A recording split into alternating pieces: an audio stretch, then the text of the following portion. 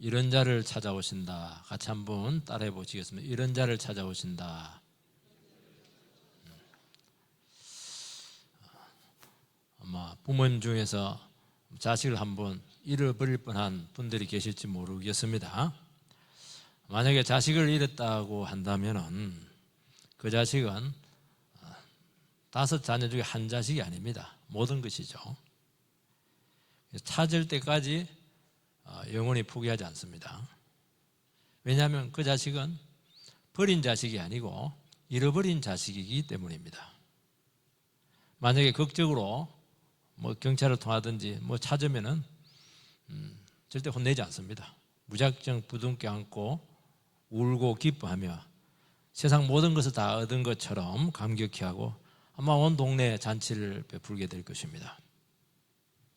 하나님께서 우리 인간들 다 죄인들인데, 죄인들은 하나님이 자기를 버렸다고 생각하는데 하나님은 어느 영혼도 버리지 않습니다. 버린 자식이 아니다. 전부 다 잃어버렸다. 내가 부모가 잃어버리니까 아픈 거죠. 하나님 잃어버린 거예요. 저는 한 번씩 성도님들이 교회 나갈 때 잃어버린 자의 심정을 압니다. 뭐가 오해가 돼서 저럴까. 잃은 거예요. 너무 큰 걸 잃은 거예요. 돈을 잃으면 괜찮은데 영혼을 잃은 것이 그렇게 힘든 거예요. 죄인들은 버림받았다 생각을 합니다. 왜냐하면 자기 생각대로 안 되기 때문이죠. 그래서 멀리 도망가려고 합니다. 주님께서는 정죄받아서 지옥 갈 사람 절대로 그렇게 보지 않습니다. 그래, 죄 지은 대로 그냥 살다가 끝내라 그렇게 하는 것이 아니고 반드시 찾아가서 존귀한 자녀로 회복을 시키는 겁니다. 왜냐하면 너무나 많은 것을 잃어버렸거든요. 그걸 다 회복시켜야죠. 그래서 방황과 인생의 나락에서 돌아온 영혼들이 있고, 생사의 기로에서 예수님의 손을 내밀고 그 손을 붙잡고 돌아온 사람이 있고, 나는 살 가치도 없다, 무기력하게 하루하루 죽지 못해서 살아가다가 예수 만나신 분들도 계시기도 하고, 어떤 분들은 신앙의 배경이 있는데도 불구하고 깊은 회의에 빠져서 완전히 신앙을 포기했다가 그렇게 세상에서 방황하다가 항복하고 돌아오신 분들의 한결같은 고백이 있습니다. 주님께서 나를 버리지 않고 찾아오셨다 하는 고백인 것이죠. 그리고 너무 오래오래 기다려 주셨다는 것입니다. 여러분, 한 영혼이 잃어버렸다가 다시 돌아오는 것이 이게 세상에서 제일 어려운 겁니다. 우리는 돈 버는 것이 어렵고 우리는 다른 것이 어렵다고 생각하는데 아니에요. 잃어버린 영혼이 회복되는 게 그렇게 어려운 겁니다. 이거 우리가 막 나가는 자식 그냥 정신 차리고 돌아오면 정말 그게 힘들잖아요. 엄청난 일이죠. 하나님이 이걸 최고로 기뻐합니다. 인생 실패자들이었고 사회에 적응하지 못한 자들이었고 철저히 능력이 없어서 낙오된 그런 영혼들이고 제 문제로 그렇게 힘들어한 그런 영혼들, 하나님께서 그 영혼들을 결코 외면하지 아니하시고 지구 끝까지 쫓아가서 그 손을 내미는 겁니다. 그래서 그 손, 우리가 아직 살아있고 이러면 절대로 탁 부딪힙니다. 무슨 손이냐고 이렇게 하는데 눈물 흘리고 탁 손을 붙잡고 그냥 주님께 손 들고 나오는 것이죠. 여기에 최고로 가치 있는 거예요. 최고의 행복한 거고 최고의 기쁨이다. 그래서 오늘 말씀을 보면 한 영혼에 얘기하면 주의 천사들과 하늘에서 잔치가 벌어지는 거예요. 하늘에서 이렇게 엄청난 잔치가 벌어지는데 땅에서 왜 잔치 안 하냐? 땅에 당연히 잔치하죠. 왜냐하면 이거는 잔치를 해야 되는 거예요. 다른 건 몰라도. 첫 번째는 예수님께서는 죄인을 영접하셨습니다. 1절 2절 같이 읽겠습니다. 시작.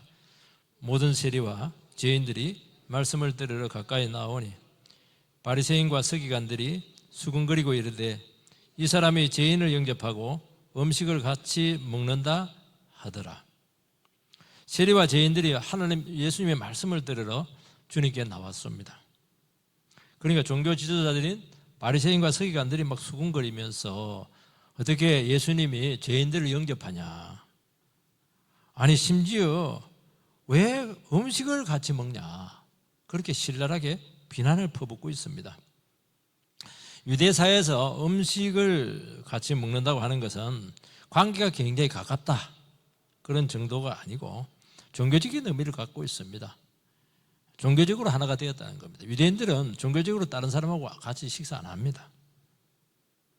세리라고 하는 것은 우리나라 일제 앞잡이처럼 동족의 수탈한 원흉이죠. 그러니까 유대인들의 세금을 막 그냥 괴롭혀서 로마에게 갇히는 것이고 자기 많이 떼먹습니다. 그러니까 뭐 역적 중에 역적이죠. 이게 죄인들이 나옵니다. 죄인들은 감옥에 들어간 사람들이 아니고요. 이것도 종교적인 의미를 가지고 있습니다. 유대인들에게 있어서 죄인은 뭐냐? 율법을 소홀히 하는 거예요. 한 율법을 안 지키는 겁니다. 율법과 아무 상관없이 살아가는 거예요.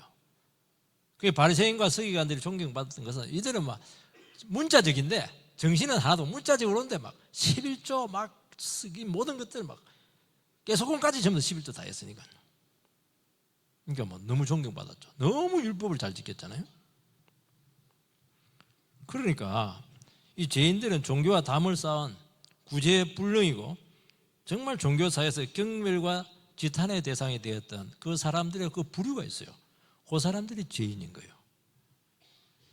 예수님께서는 인간 취급받지 못하는 세리와 죄인들, 그 영혼들을 영접을 하시고 그들에게 하나님의 말씀을 전거했고 식사까지 같이 교제를 했었을 때 종교 지도자들이 느낀 충격은 상상을 아마 불허하게 될 것입니다. 왜 종교자들이 저렇게 예수님을 미워할까?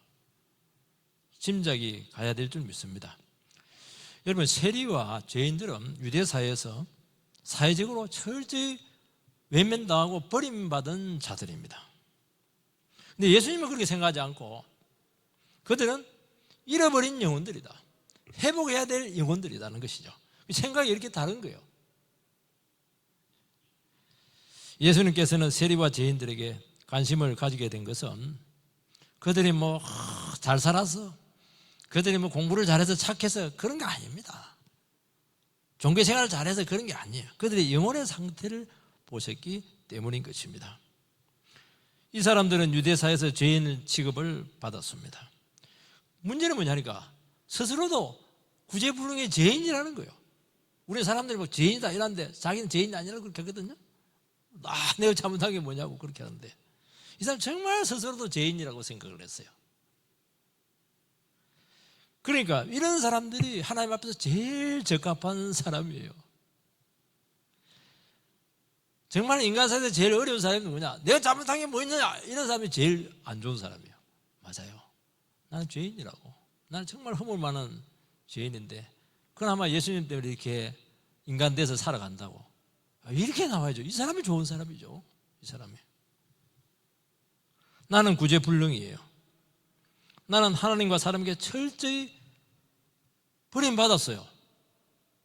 내를 안다면 사람들은 치를 뜰 것입니다. 나는 내세울 만한 아무것도 없습니다. 나는 잘할 게 하나도 없어요. 그전에 잘할 게 너무 많았어요. 키도 일단 크고 막 공부도 잘하고 막 돈도 많고 막 잘할 게 많아. 잘할 게 하나도 없습니다. 정말 내 지옥 안 가는 것이 참 다행이다. 그 생각을 그런 영혼들을 주님께서는 귀하게 보신다는 것입니다. 이 사람들이 예수님께 나와서 하나님의 말씀을 듣습니다. 왜 말씀을 듣습니까? 말씀 듣는 거 어렵거든요. 텔레비 보는 게 쉽지 어떻게 말씀 듣는 게 쉬워요? 뭔가 아프니까 듣는 거예요. 뭐 자각정지가 있으니까 와서 배가 아프니까 와서 암 진단 받잖아요. 자각정지가 있는 거예요. 이대로는 안 되겠다는 거예요. 여러분, 가장 복된 영혼은 자기 자신의 모습을 보고 제 문제로 아파하고 고통하는 그 영혼들이에요. 나는 모든 것이 잘 되고 있고 아무 문제가 없고 나는 막 너무 하나님도 너무 행복할 것 같아. 내같이 잘난 사람들 이렇게 그냥 이렇게 신앙생활을 같이 하고 이러니까 얼마나 도움이 되겠어. 하나님 너무 싫어하십니다. 나는 아무것도 아니고 자랑할 만한 것 하나도 없습니다. 그걸 진실로 인정하는 거예요. 말만 하면 안 됩니다, 여러분들. 말만 하면 안 돼요. 자기는 겸손하다 이러는데 하다가 잠도 발을 팍 밟으니까 막 성질 벌컥 내가지고 어디 발을 밟냐고. 그거는 이제 겸손한 거 아니죠. 말이 아니에요. 진실로 인정을 해야 된다는 거예요. 나는 의인을 부르러 온 것이 아니고 죄인을 부르러 왔다 했잖아요. 죄인임을 진실로 인정을 해라는 거예요. 그래야 치료를 받죠. 복음이 이들에게 찾아갈 줄 믿습니다. 그동안 제도에 얽혀 있었고 간섭의 굴레에서 벗어나지 못해서 얼마나 많은 영혼들이 고통을 받았습니까? 그런데 하나님의 사랑을 깨닫고 그들이 막 나오는 거예요. 여기에 진실이 있구나. 나는 버림받은 존재가 아니었구나. 그전에는 철저히 무시당하면서 너 왜 태어났냐? 말은 안 하더라도 그게 있잖아요. 너는 왜 이렇게 못났냐? 이렇게 하는데 아니에요. 내가 하나님 앞에 버림받은 존재가 아니고 정말 잃어버린 영혼이었구나. 하나님 나를 그렇게 찾고 있었구나. 나는 찾아야 될 신분이 있고 나는 회복돼야 될 인생이 있다. 나는 회복해야 될 가치가 있다. 이걸 깨닫게 될 때 그 절망의 자리에서 벌떡 일어나서 그 비참한 처지에서 벌떡 일어나서 예수님께 나가서 천국의 축복의 자리에 서게 될 줄 믿습니다. 두 번째는 잃어버린 자를 예수님께서는 끝까지 찾아가신다는 것입니다. 3절에서 6절 말씀 교독을 하도록 하겠습니다. 예수께서 그들에게 비유로 이르시되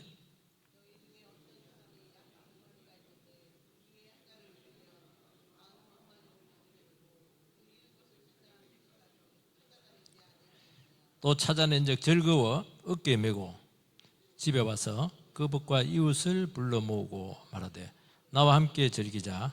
나의 잃은 양을 찾아내었노라 하리라. 예수님과 세리와 죄인의 그 관계가 종교 지도자에게 굉장한 오해를 주었는데 이 관계를 비유로 설명을 해주고 있습니다. 성경에는 비유가 많이 나와요. 이단들은 비유를 가지고 장난을 많이 치거든요. 이 비유가 왜 맞냐면 이해가 쉽도록 하는 것도 있지만요, 이 천국의 원리라고 하는 것은 세상의 원리와 전혀 달라요. 그래서 그냥 직설적으로 설명해 가지고는 이해가 안 되는 거예요. 그래서 비유를 통해서 그림처럼 그려줘서 그 세계 속으로 들어가도록 그렇게 한다는 것입니다. 양 100마리가 있는데 한 마리를 잃었습니다. 그러면 99마리를 들여두고 잃은 것을 찾으러 간다. 말이 됩니까? 잃어버리니 그 양이 그게 말 안 듣는 문제 양이에요, 사실은. 말도 안 듣는 99마리를 들판에 내두고 그 한 마리 찾아간다는 게 그게 말이 되는 거예요, 이게? 99마리 다 잃어버릴 수 있는데요. 얼마나 비싼데? 그 잃어버린 양은 그거 완전히 값도 안 나가요, 그거. 여러분, 세상 계산법은 전부 다 산술적이지만은 하나님 나라 계산법은 철저히 영적입니다. 누가복음에 보면 헌금 문제가 나오죠. 과부의 2렙돈이 부자의 많은 헌금보다 더 많다. 예수님께서는 판정을 내리셨죠. 이거는 왜 이런 말이 나오냐니까 영적인 계산법이기 때문입니다. 예수님께서는 왜 맞냐? 과부는 생활비 전부를 내었다. 부자는 많은 돈 중에 지극히 적은 부분을 내었다는 거예요. 과부가 2렙돈 전부예요. 요거 한 끼 지금. 요거 먹으면 죽을 수도 있어요. 그러니까 이것을 냈다고 하는 것은 자신의 생존이 예수님께 있다는 그런 철저한 신앙 고백 위에서 낸 거예요. 다 낸 거예요, 이거. 목숨까지 바친 거예요, 이거. 부자는 그거 있으나 없으나, 물론 다른 사회파들은 많지만은 생존에 아무 지장이 없어요. 만약에 탐욕과 세상 방식으로 부자가 되고 일정 부분 헌금했다면 하나님 그거 인정해 주지 않습니다. 과부는 신앙으로 살다 보니까 더 비참해질 수 있었고, 그럼에도 불구하고 헌금을 바침으로써 끝까지 내 주님만 의지하겠다. 주님 굶기시면 굶겠다. 데려가면 받겠다. 그 믿음의 표현인 거예요. 그게 누가 많이 헌금한 겁니까? 계산이 나오잖아요. 영적으로 완전히 의미가 다르잖아요. 여러분, 이런 양 비유의 요지는 한 영혼의 가치에 대한 문제입니다. 양이 가치 있는 것은 이런 양이기 때문에 가치가 있는 거예요. 세상 기준은 다르죠. 세상 기준은 잃어버린 양은 상품 가치가 없어요. 더럽기도 하고. 값이 비싼 양이기 때문에 그런 것도 아니에요. 잃어버린 양은 사연이 많아요. 회복해야 될 뭔가가 있는 거예요. 반드시 찾아야 될 가치가 있는 거예요. 예수님께 그걸 지금 보고 있는 거예요. 그래서 그 영혼 구해야 된다는 거예요. 뭔가 오해가 있는 것 같은데, 뭔가 잘못 깨닫고 있는 것 같은데, 죄를 지은 것 같은데 그대로 두면 망하잖아요. 지금 절벽을 향해서 지금 몸을 던지고 있는데 구해야 되잖아요. 그거. 실제로 같이 읽겠습니다. 시작. 내가 너에게 이르노니 이와 같이 죄인 한 사람이 회개하면 하늘에서는 회개할 것 없는 의인 99으로 말미암아 기뻐하는 것보다 더하리라. 이 의인이 나와요. 의인. 죄인이 나오고 의인이 나옵니다. 여러분 여기서 잘 기억을 해야 됩니다. 성경에서 의인과 죄인 나올 때 생각을 잘해요. 의인은 죄의 자각 정세가 없어요. 그리고 회개할 이유도 없어요. 왜냐하면 나는 의로운 자니까. 그러니까 나는 하나님 없이 주님 없이도 얼마든지 잘 살아갈 수가 있어요. 그러니까 자기 영혼에 전혀 문제를 못 느끼는 그런 존재들입니다. 여러분 예수님께 있어서 귀한 존재는 누구냐? 영혼의 문제로 고민하고 있고 내가 지금 이렇게 살아가는 것은 전혀 의미가 없다는 것을 아는 것입니다. 그래서 막 방황을 하는 거예요. 세상에 적응하지도 못하고 인생 나락에 떨어진 그 영혼들, 길을 찾지 못한 그 영혼들, 노력도 하고 나름대로 의미 있게 살리고 그렇게 길을 찾았지만 길이 다 막힌 거예요. 길이 없었어요. 누가 진실한 사람이에요? 나는 문제가 없어. 그런데 막 자기 힘으로 살아가는 사람하고 나는 바로 살아야 되는데 바로 살 길이 없네. 그러면서 계속 방황하는 거예요. 그러다 욕심을 부리기도 하다가 다 잃어버리고 이렇게 살아서는 안 되겠다는 것을 뼈저리게 느끼지만은 어찌해야 될지를 몰라서 인생 추락 일보 직전까지 간 그 영혼이 잃어버린 영혼이라고 말씀하고 있습니다. 죽음도 생각을 하기도 하고 인생 비관하면서 스스로 일어설 기력조차도 없고 살아갈 이유도 모르고 못 죽어서 살아가기도 하고 한다는 거예요. 잃어버린 영혼을 말씀하고 있는 거예요 지금. 그래서 세상 적응에 실패하기도 하고 그렇게 하다 보니까 기회를 다 놓치고 사회 부적응자로 전락을 해서 집안에서 막 너 왜 사냐? 아유 구질구질해라. 뭐 그런 비난도 들을 수도 있겠죠. 이 목자는 의인 99을 그 자리에 두고 이런 양을 찾아 나섰습니다. 왜냐하면 이런 양은 너무너무 위태로운 처지에 있거든요. 그대로 두면 위험해요. 뛰어내릴지 몰라요. 목자는 막 허벅지급하면서 그 자리에 가다가 그냥 그 자리에 그냥 들판에 99 내놓고 그냥 못 빼입고 그냥 막 달려가는 거예요. 저거 놔두면 안 되겠단 말이죠. 온갖 숯불을 헤치고 찾아가서 벼랑 끝에서 구원의 손을 팍 내미는 거예요. 다 인생 실패자들이고 쓸모없는 인간이고 사회적 지탄의 대상이었습니다. 그 사람들은 목자의 관심을 끈 어떤 것도 없어요. 관심을 끌지도 않았고 사랑 얻을 노력조차도 하지 않았어요. 여러분 이게 예수님의 사랑이고 기독교의 사랑인 줄 믿습니다. 기독교의 사랑은 너무너무 비효율적입니다. 투자할 가치가 없는 자들에게 몰빵하듯 다 주잖아요. 우리는 잘난 사람, 똑똑한 사람, 사랑할 만한 가치가 있는 사람들을 사랑하는데 안 그래요. 투자해도 아니 원금도 그냥 다 날릴 수가 있어요. 거기다가 막 집중 투자를 하는 거예요. 교회는 그런 곳이에요. 왜 계산을 해요? 영혼을 두고 왜 계산을 해요? 낭비해야죠. 시간 낭비하고 물질 낭비하고 힘 낭비하고 인생 낭비해야죠. 낭비를 해줘야 될 거 아니에요. 그 힘든 영혼들을 위해서 누군가는 희생을 해줘야 될 거 아니에요. 비효율적이죠. 세상적으로 보면요 정말 미련합니다. 근데 그 영혼이 회복되면 최고의 투자를 한 거예요. 다 얻은 거예요. 한 영혼이 성도가 되고 일꾼으로 자라나는 가정들 보면은요 정말 눈물 납니다. 얼마나 많은 사람들이 기도하고 찾아가 주었고 설득해 주었고 친구가 되어 주었고 그 수많은 수고와 땀의 결과로 오지 않았겠어요? 우리가 다 범인들이잖아요. 우리 다 그렇게 해서 오지 않았습니까? 내 스스로 나는 진짜 예수님도 너무 행복할 거야. 그런 사람 없잖아요. 애미기다가 왔잖아요. 지금 옆에 사람 고생 많이 시켰죠. 자, 인사합니다. 옆에 사람에게 수고 많이 했어요. 고마워요. 수고 많이 했습니다. 여러분들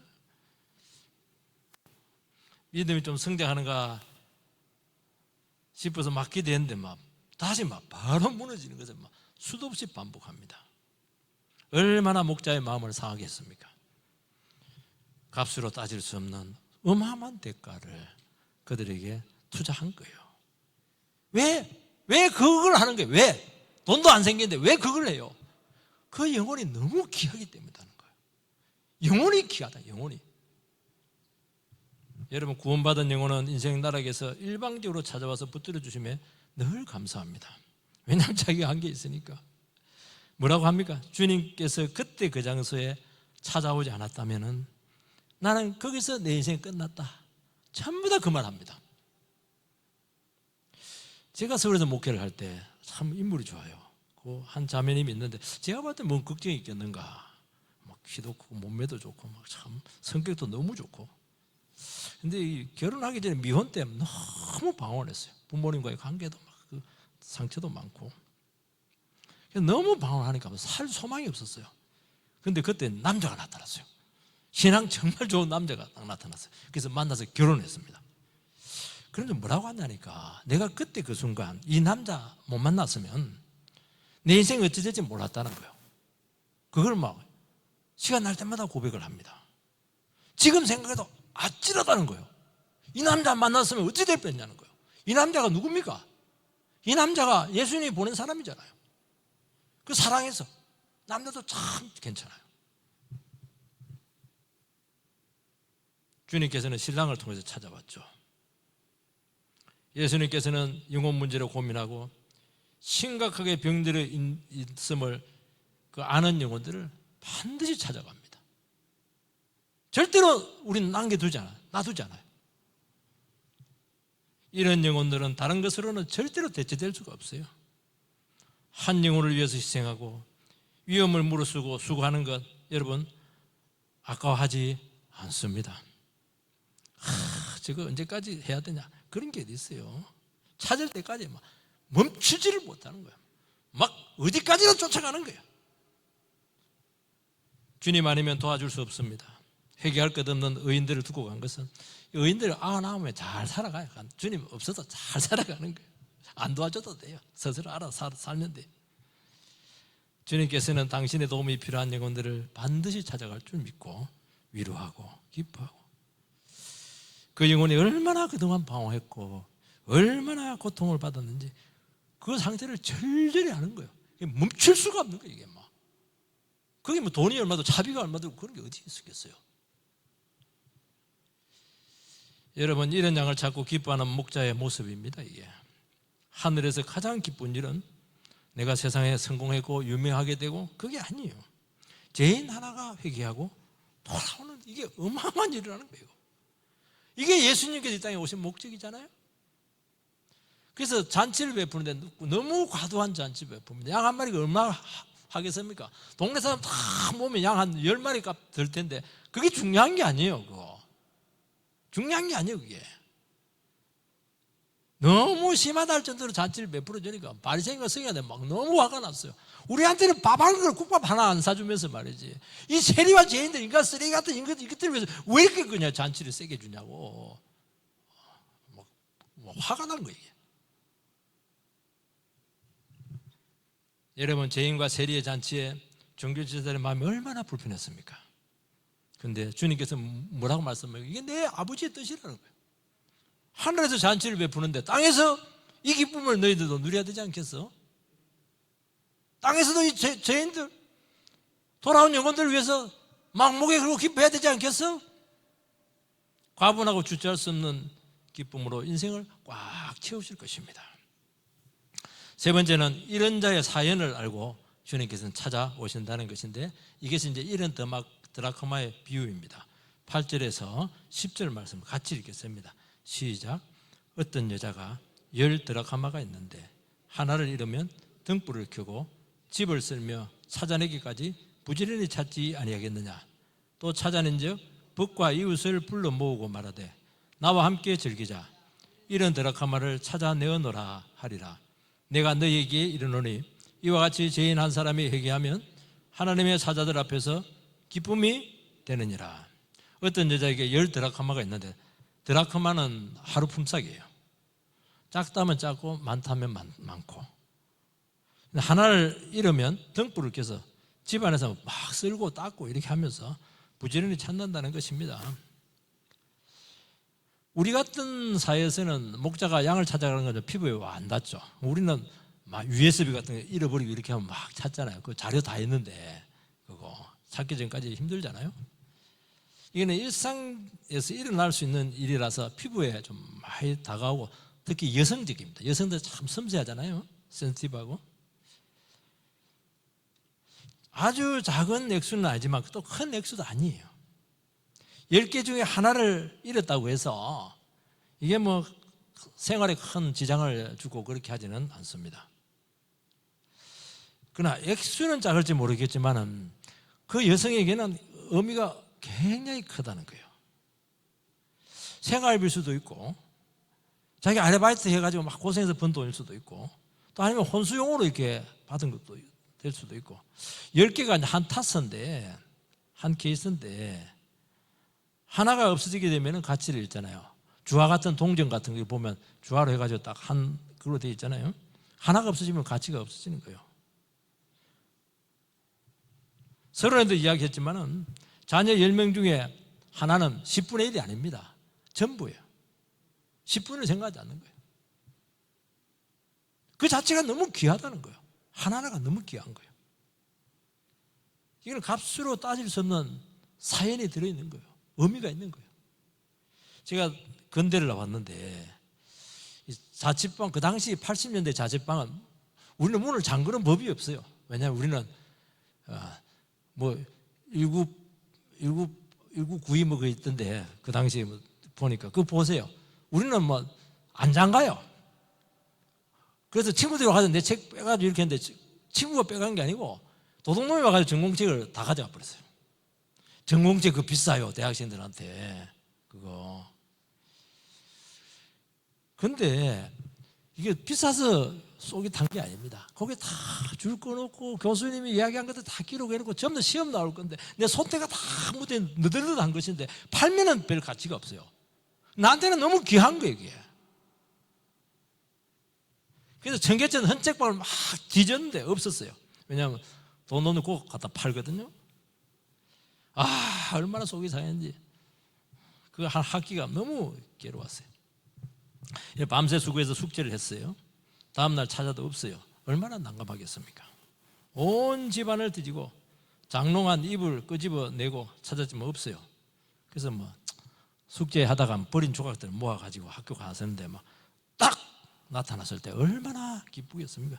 저는 한 번씩 설교 준비하다 다 했는데 1시간 앞두고 설교문이 다 날아가 버렸어요. 와, 죽습니다. 근데 딱 떴을 때, 설교문이 다 올랐을 때, 이야, 세상이 다른 것 같아요. 설교문 작사하는데 얼마나 수고했어요. 피땀 흘려서 했는데.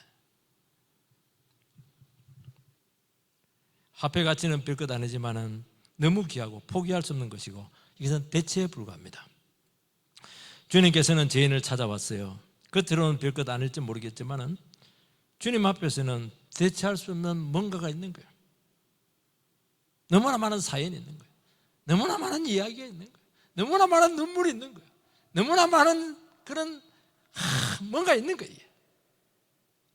사람이 소외되고 간섭받지 못할 때, 그렇게 살아올 때 스스로 무가치하다고 사람들은 여깁니다. 아무도 관심 쓰지 않아. 자신감을 다 잃고 살아가기도 해요. 존재 가치를 모르고 열등감에 빠지기도 합니다. 그래서 이런 사람들은 자기를 드러내지 않아요. 조용히 숨어서 지내는 거예요. 그래서 찾기가 힘들어요. 교회 와도 늘 주눅이 들어있기 때문에 뒷자리에 기둥에서 꼭 기둥 뒤에 앉는 분이 있고 덩치 큰 사람 뒤에 앉는 분들이 있어요. 저는 그거 참 이해합니다. 절대 뭘 하잖아요. 구석을 찾죠. 주님께서는 그 영혼을 귀하게 보시고 섬세하게 다가오시고 철저하게 찾아냅니다. 자기는 막 숨습니다. 찾아오면 막 이 숨고 저리 숨고 하는데 막 끝까지 가 니야 이렇게 하는 거예요. 오늘 그런 영혼이 되기를 축복합니다. 이런 영혼은 상처도 잘 받고 다가오면 도망가고 사랑한다 이러면 막 힘들어 안아주면 막 거의 그냥 너무 죽으려고 그래요. 사랑받을 줄 몰라가지고. 그래서 이해 없이 찾아가면 영영 도망갑니다. 여러분, 영혼의 깊은 부분을 이해하고 타치하면서 받은 상처, 의심, 불신 그 이해하고 그 수많은 질문들에 대해서 일일이 대답을 해주면서 배려하고 부지런히 목자가 우리를 찾아오셨다는 거예요. 우리 얼마나 의심을 잘해요. 사랑한다 해도요 절대로 안 믿어. 저거 사랑한다 이래놓고 나를 그냥 유혹을 해서 실컷 이용해먹고 막 껌뱉듯이 버리려고 하는 거야. 나 안 속지. 이게 우리 인간이야. 그래서 얼마나 안 믿을끼리 막 하나님 그래 그렇게 내 사랑을 안 믿어. 아들을 그냥 독생자를 줬죠. 독생자는 아들 3명인데 한 아들이 아니에요. 유일한 아들이에요. 그걸 줘버렸잖아요. 그러니까 하나님 정말 나를 사랑하는 가베 이러면서 그냥 손들고 나오잖아요. 절대로 사랑 안 믿어요. 뭐 사랑을 믿어요? 안 믿어줘요. 그게 우리 인간이라는 거예요. 정말 까다롭고 정말 쉽지 않아요. 성령께서 계속 조명해 주시고 찾아가서 깨우쳐 주시고 골백번 사랑한다 또 사랑한다 억수로 사랑한다 미치도록 사랑한다 까무러치도록 사랑한다 지옥 갈 때까지 사랑해 줄게. 그렇게 인격적으로 우리를 만나 주실 줄 믿습니다. 자기 자신을 있는 모습 그대로 받으시면 나중에 얼마나 감사하는지요. 겉으로는 변화가 터질지 모르겠지만 내면적으로 깊은 은혜를 체험을 하고 변화를 경험하게 될 줄 믿고 이런 사람들의 신앙은 굉장히 깊어진다는 것을 믿으시기 바랍니다. 10절에 보면 죄인 하나가 돌아오면 되어 있잖아요. 죄인 하나. 그때 수많은 하나님의 사자들이 같이 기쁨에 동참한다는 거예요. 왜냐하면 그들이 너무 수고를 많이 했거든. 사자들이 너무 수고를 많이 했어요. 함께 기뻐한다는 거예요. 여러분, 이 세상에서 가장 위대한 축복은 회개하고 돌아오는 그 위대한 일인 줄 믿습니다. 거기서 새로운 인생이 열릴 줄 믿고 우리 모두가 잃어버린 양이고 잃어버린 드라카마가 된 줄 믿고 주님 앞에 철저히 돌아와서 주님과 함께 위대한 새로운 인생이 열리게 되기를 주의 이름으로 축복합니다. 기도하겠습니다. 살아계신 하나님, 은혜를 감사를 드립니다.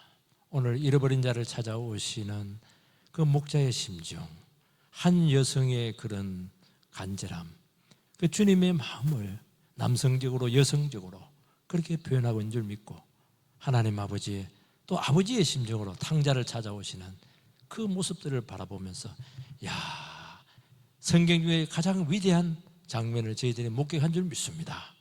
오늘 우리 이 시간 우리의 생각을 철저하게 주님 앞에 드러내놓게 하여 주시기 바라고 나를 이토록 깊이 이해하시고 찾아오시고 구원의 손길을 내미신 그 예수의 사랑의 손길을 절대로 외면하지 말고 주여 제가 이제 예수만 붙잡고 살아가겠습니다 고백하게 하여 주시옵소서.